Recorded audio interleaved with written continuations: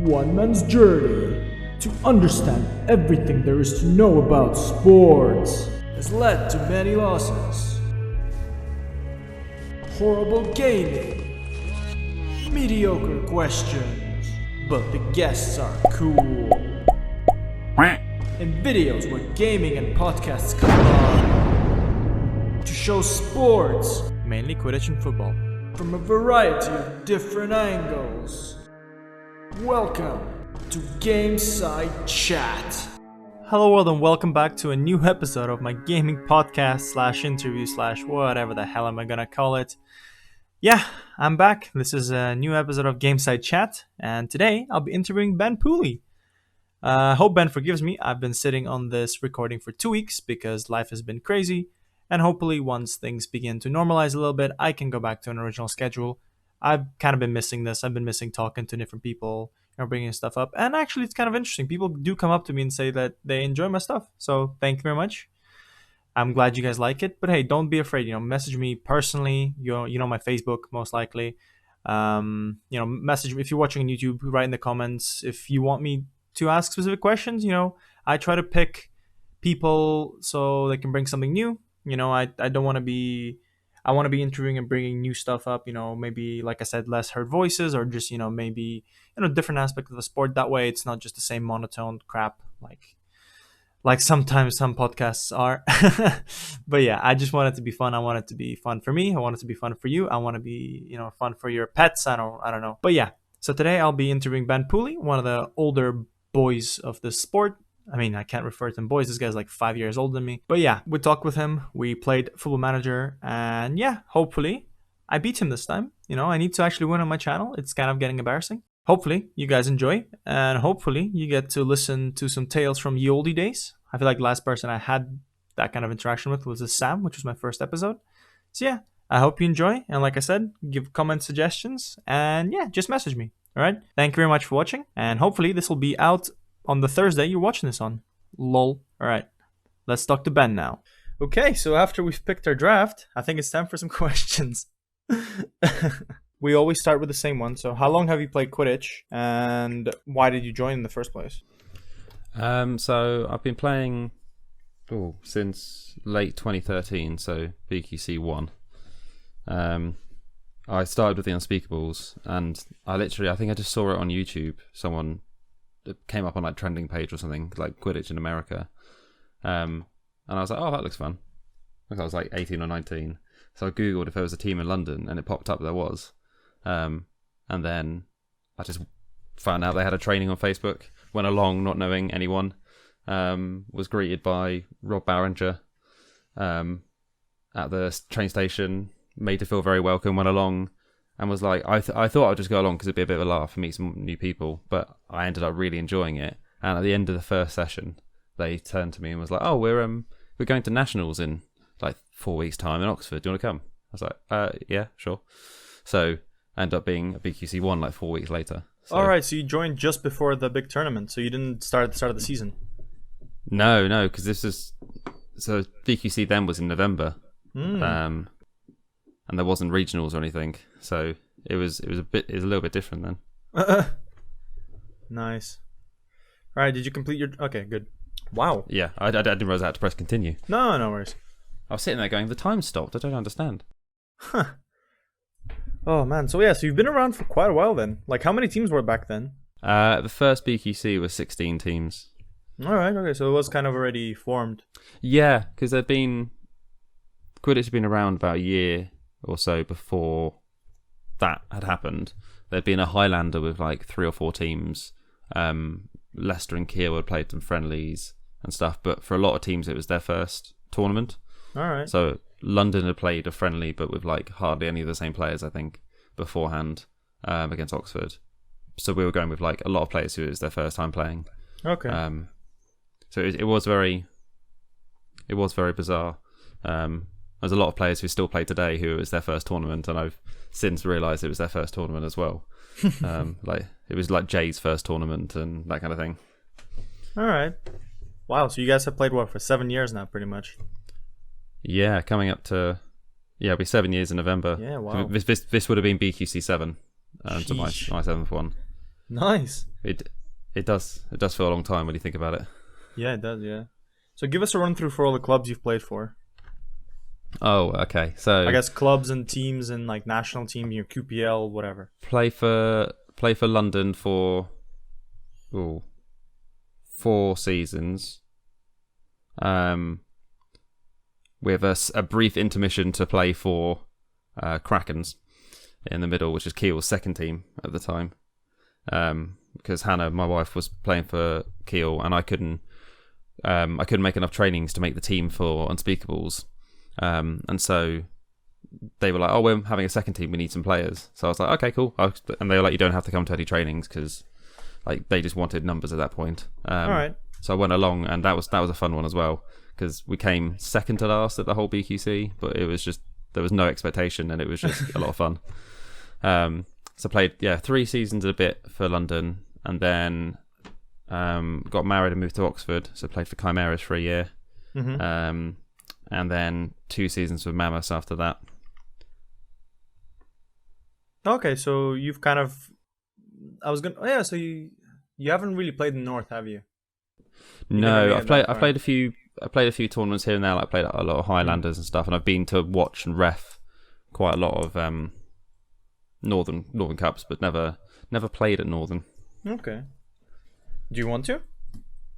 I wouldn't be against it in the future. I don't know what situation would have to arise for me to be playing for a Northern team. Yeah, but, that's true. You'd have to leave the team you're currently at, man. Yeah, I think if I moved city or something, then I'd be very much up for it. Yeah, but it's kind of unlikely. Most people move, from the north to the south. I've never really heard of many people going back up. Yeah, no, it doesn't often happen. Yeah. Right. What am I doing? I'm again. As I said earlier, it's been a while since I've played. No worries. So now I think we're at the stage where we made the teams. We can now put your tactical genius here, and we can start playing, I guess. Okay. So who am I going to put where? I mean, what I can do is be an ass and continue asking questions to make sure you always. You can do that, because you tried it with Adam, but he was a bit more focused than me, so it might work against me. We'll see, I guess. So I guess now we get to move on. So when you said, how was the first taster session like? Like, what did you guys do? How did they, I guess, sell the club to you, sell the sport to you? Well, a large aspect of it was not necessarily the competitive side of it. It wasn't like, obviously now you get teams who are more competitive or more friendly. It wasn't so much they were friendly over competitive, but there wasn't really a competitive option then, almost, in a way. Okay. Because a lot of the team hadn't played tournaments before, and they were just doing it for the social aspect and the exercise and the challenge of trying to be better amongst the team, kind of thing. So it was quite different to now, whereas now you go to a team for the first time or whatever, and it's very, it can be one or the other, but they've always made an active choice to decide which one they're going to be. Yeah. But then I think it was just that was the default. I don't know about uni teams at the time, but especially we were the only community team then, the only non-uni team, so it was a very different vibe. We had a lot of players who were upwards of 30 or older, like some like me, 18, 19, and then a mixture in the middle. So the vibe was very different than just like a team full of 18, 19-year-olds at uni kind of thing. Right. I think it was a bit more chill and a bit more relaxed than it could be. But it was a nice vibe, and I don't think I would have stuck around if it hadn't been for that. I think if it had been like an overly competitive nature or something, I wouldn't have stuck around. I learned later on that that's what I wanted, is to be in a competitive team and stuff. Yeah. But at that point, that's not what I wanted at all. So yeah, that's true. But I guess it's kind of hard, when you start a new sport, it's kind of hard to be competitive straight away because you don't know what you're competitive about, or Yeah, and like I remember going to the first BQC and it just being like just thrown in at the deep end, and it was just like going up against golden era chimeras, like chasing against Jan and Luke and Ash Cooper and those kind of people, and just being like, okay, they know what they're doing, we do not. Yeah. It's kind of like a rite of passage now, pretty much every time, especially for uni teams. You kind of start and you get a month to learn how to, hold the broom, and then instantly you're thrown against. Yeah. but luckily, aside from maybe 2 or 3 teams at that tournament, pretty much everyone else was feeling the same as us. So we played. I remember we played Edinburgh at one point, and it was, you could tell both teams, it wasn't really Quidditch what we were playing. But we were on the same level, so we think we edged that. We were like 1 or 2 points out of swim kind of thing. But otherwise, it was very much either very close games or blowouts back then. Yeah. But it was good because you met a lot of people, and there was the same camaraderie as there is today in terms of people are very willing to help out and get to know you and stuff. And there's no what's the word? I can't think of it. There's no, like, the vibe has stayed the same since then. Yeah, that's true. Yeah, I think that's why a lot of people kind of do stick around the sport. It's a nice environment. Well, majority of the time. Like, obviously, there's some weird cases occasionally, but I think community is amazing. I think in general, it's a brilliant vibe the sport has, and obviously the vibe's changed a lot, but I wouldn't say it's got worse or better. I think it's just different now. I mean, people grow up, people change, so it makes sense. Sports. It's good for sport to adapt and evolve. Because I feel like now there's, like, with the split, there's a lot more call for us to be more competitive. So that's kind of a normal thing. Yeah. But at the same time, it's obviously cool for us to also to be very supportive of. Oh no, definitely, yeah. Other teams around us and stuff. So it's kind of getting the balance right of, you're almost compartmentalizing the competitive nature and then also being supportive and stuff. So it's a bizarre mix, but yeah. But I think with the split, you can kind of now make a decision for yourself, and gives you more time to develop as well. I think so, yeah, too. It's going to be interesting to see what, because obviously this season we were going to have it happen, but we didn't actually have it happen in the end. So. Yeah, we don't know what's going to happen now, do we? No, but I think people are now. I think at the time there was, I wouldn't say uproar. That sounds a bit of a over exaggeration, but there was quite a bit of to and fro about people disagreeing whether it should be happening now in this way. A lot of people, I feel, were in favour of it happening this year, as in the season we're about to have. Yeah. So I'd be interested to see if people are just kind of a bit more chill with it now, because they've had time, the dust has settled on the discussion and stuff. Well, because same for me. Like, before I started doing this, I was just like, well, it's stupid and you're going to kill the sport. But now I'm actually talking to people, I'm like, yeah, it might make sense, actually. So it clearly works because it's worked in America. Obviously, it's a slightly different infrastructure there and stuff, but in theory, it's the same thing. There's no reason why it shouldn't be any different. But yeah, it'll be interesting. You ready to start playing then? Yes. Yeah. So I didn't know we only had 7 subs, so I'm having to cut players and stuff.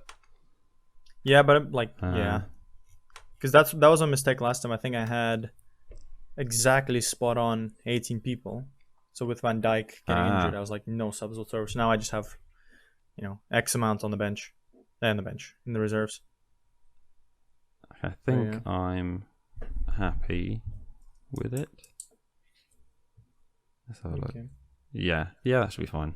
Yeah. So I guess we kind of touched on a little bit on the fact that, I guess the attitude, or I guess the overall environment has changed over the 7 years, and makes sense. So I guess can you tell us more about, like, how I guess the attitude of the players was like back then and how it changed now? I think it is remarkably similar. It's just the expectations obviously changed in terms of expectation towards how your team's going to do, expectation towards how tournaments are going to be run as well. Like the first BQC was just 2 pitches, just in a field in Oxford, or in Uni Parks in Oxford. And the expectations were so low back then. It was just, oh, cool, this is a thing that's happening. Whereas now, obviously, if a minor thing goes wrong with a volunteer schedule, or I wasn't expecting the noise in my ears of the crowd. Oh yeah, because it's the first time you went on. I might have to turn that off because I can't hear you very well. Yeah, when that's on. But yeah, so it's So what was the original question? Sorry.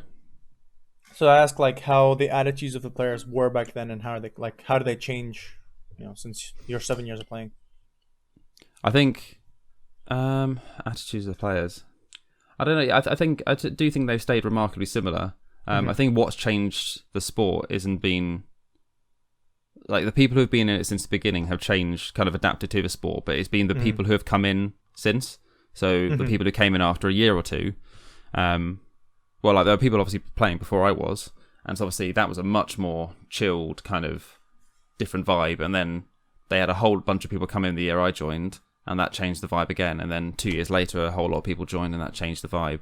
And so that just gradually happens and over time, and then it's just got to the point we are today, where it's obviously much more competitive, really. Man, I like you actually designed. You actually designed the. I tried. Yeah. I tried to. Yeah, that's probably why I took a bit too long designing it. Yeah, and I just realized mine kind of looks like the Olympians. It does a little bit, yeah. Yeah, not planned, but anyway, I wasn't. Hopefully, it will go a bit better than the last time we played you guys. That's true. Right. Yeah. So I guess we talked about the attitudes, but how did fitness and skill level change over the 7 years? How was it the very first tournament? That's changed massively. Just, I think the consistency between teams has changed massively. Like, for example, as I said, there were Chimeras who I think, like, if you took that Chimeras team now, with their fitness and their skill, yes, Mbappe. Oh Jesus! Oh, shoot earlier. If you take that team now, they would be one of the top, I don't know, top 6-7 teams in the country in terms of their fitness and their attitude. Obviously, if you implanted new tactics on them, for example, but I think people's dedication outside of team trainings and stuff, like we used to do at trainings, we used to have an hour of just doing fitness training. Ooh, saved by Donnarumma. We used to do like bodyweight training and do all this kind of stuff, but not necessarily. It's stuff we could have just done at home, but I think a lot of us didn't know anything about that. Didn't know good exercise regimes or anything like that. So it was a case of motivation to do it together and teach us how to do it. And so since then, half the team, sheesh, Donnarumma saves with his back off the post. Yeah. So I think the individual players' motivations have changed. Like, people are more willing to put in the work themselves off the pitch now. And I think skill-wise the same. Like, people are more willing to just practice the skills, but also just, like, I remember my first tournament, like at BQC, it was, I didn't know, being on the broom was still weird. I was at that point still. Whereas now, it's completely second nature. Well, that probably happened after about a year or so, but like we weren't taught to catch with two hands at that point. We were encouraged to, because obviously a lot of us, if we wanted to catch two hands, we would just drop the broom. Whereas now, one of the first things you're taught is how to catch with two hands and stay on the broom, type of thing. So it's definitely yes, Pogba, close. But yeah, no, I think it's just people's attitudes towards it all has changed. In terms of wanting to improve and become better players. There's more of a drive there now than before. Okay. Yeah, because I was also going to lead on to how was the first tournament like? Because now, obviously, a lot of the times you play, and a lot of players are capable of, lasting, the 20 minutes without almost no subs. But I was wondering how it was back then. Did you ever have did everyone have to sub all the time? Or was it just... Yes and no. Because obviously the fitness was I wouldn't quite say dire, but it wasn't great compared to now. Okay. But obviously you were playing against teams who had similar, so it was just the intensity of the games were much lower. And if they did increase, then yeah, the subs did have to come quicker, because back then you would always take a full 21. You wouldn't if you had 21 players, you'd take them. You wouldn't even think about taking less. Whereas now, some of the higher up teams intentionally take lower squad numbers because they only need to play, I don't know, 15, 16 players. They don't have to play all 21. So why not? That's why a lot of teams have managed to have a second team now, because they can be picky for the first team, and then because they have the fitness, they don't need to have 21. I think 21 is still a good idea for newer teams and stuff, but at the top they don't use it anymore. But back then we were every person we could get on our team we would happily have. Just that one person can make a difference, because our fitness wasn't great. Yeah, I can imagine. I think right now, even in our team in Olympian, sometimes we do struggle with fitness as well. So it's kind of, I can't imagine how it was for the first time trying it. What happened? Oh, you're I'm not outside. sure. I Okay, thought. Oh, okay. It must have been someone on the far side because I thought it was on. yeah. For me, it just looked like the players kind of collided a little bit. I was like, "How is that a penalty?" And I was like, whatever. Yeah. Yeah. I guess okay. Let's Come move on, a little bit Mbappe. back. Oh, Lloris is on point. Oh. Ah, Pogba what was that? Oh, yeah, Pogba. Typical Pogba. So let's move a bit back and let's talk about how, since you've been in, I guess you said London, you've been in Mammoths. So I guess how did recruitment back then, differ to how you guys recruit now? Well, obviously one of the big differences is firstly the sports profile and also the location. Because obviously London, you can see it now of Unspeakables. They've got brilliant recruitment. Like the fact they had 3 teams last year is a testament to that. I think I was discussing this with someone from them the other day. Like part of that is down to their recruitment strategy, but also part of it is down to the location of London in terms of there are so many people, graduates just moved there, people just wanting to try something. Like we'd always get a lot of people starting kind of after New Year kind of time because of we want to take up a sport and they'd heard about Quidditch kind of thing, so they came along and gave it a go. But we didn't really have, I'd say, an active recruitment strategy. That's something they've gained in the last few years, maybe the last 3 or 4 years. It's been headed up by some of the people there who've done a good job with that. I don't know how you find it with Olympians, but with Mammoths we've struggled with trying to recruit non-existing players.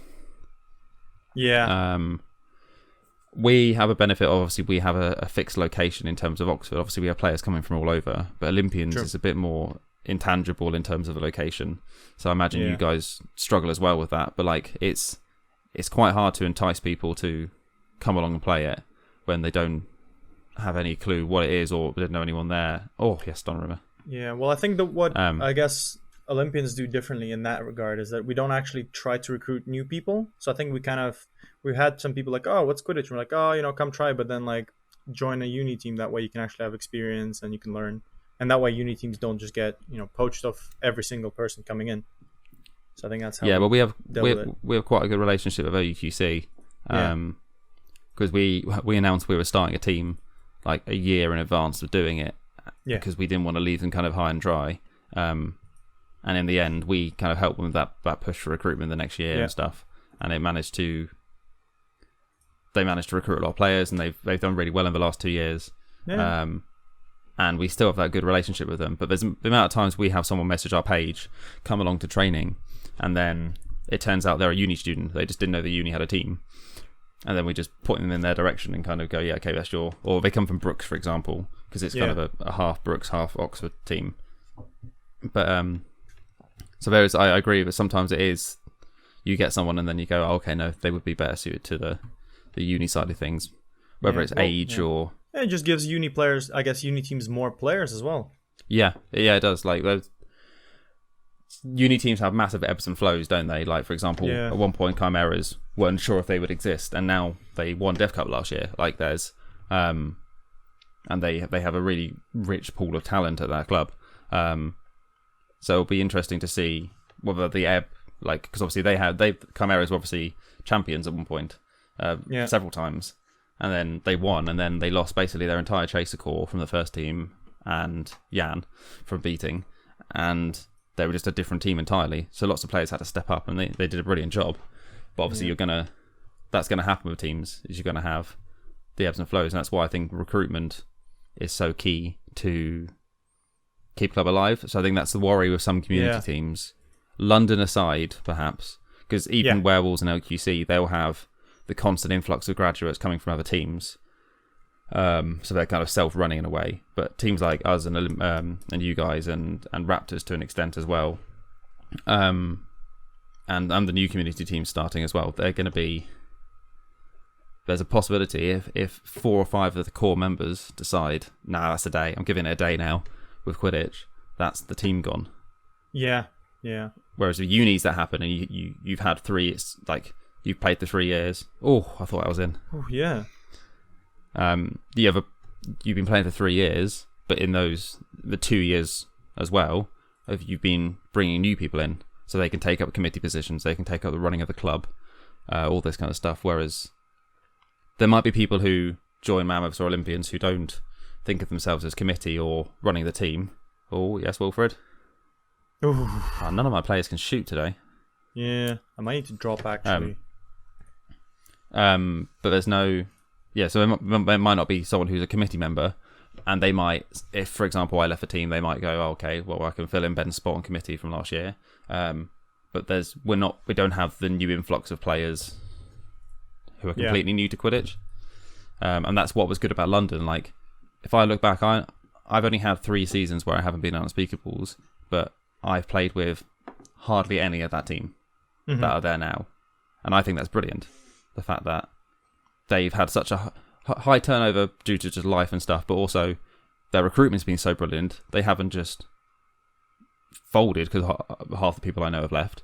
They've recruited brilliantly, and some players have come in fully formed. Obviously, you get some recruits who are brilliant, like obviously Doug came in from nowhere and just is amazing. But then you've got other players who have transferred from other teams and have excelled since going there. You have freshers who you came in and you were like, okay, we didn't know if you're going to be good or not, and then they've turned out really well as well. So I think that's a testament to them as well. And that would be my only concern for community teams, is that we have to be careful not to just be too insular. I don't think we're intentionally insular. I don't think that. As you said, like if someone comes along to Olympians training, you're always very welcoming and tell them about it and stuff. Yeah. But I think it might come to a point where we have to reach out a bit more and actively kind of... Oh, that's not good.